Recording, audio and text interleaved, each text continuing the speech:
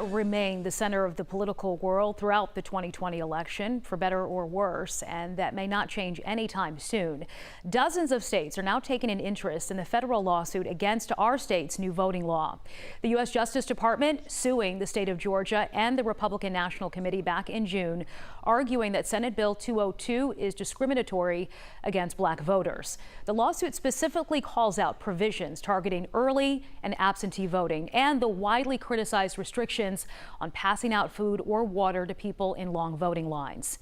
2 weeks ago, the state of Georgia filed a motion to dismiss that lawsuit, and now two opposing groups of state attorneys general have filed briefs, one in support of the DOJ, the other in support of Georgia.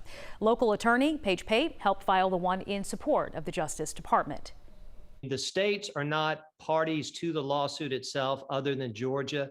But what the states are hoping, and again, both sides, there are states that are supporting Georgia's position, and then there are states that are supporting the position of the United States. The point is to try to show the federal judge in Atlanta who has to decide this issue how important it is, not just to elections in Georgia, but to national elections, like the election for president, as we saw in 2020. Now, to be completely transparent here, Paige is also a legal expert for 11 Alive. One of the big reasons this case matters outside of Georgia is the result can impact in how Section 2 of the Voting Rights Act is applied. Section 2 deals with voting practices that discriminate on the basis of race. Georgia's argument is that Section 2 does not apply because the federal government has failed to show any results of discrimination from this new voting law. The states supporting the Department of Justice say this isn't necessary. And our point is that's not correct. The circumstances of passing this law clearly suggest discriminatory intent, and the results would likely speak for themselves if the law is allowed to stay on the books.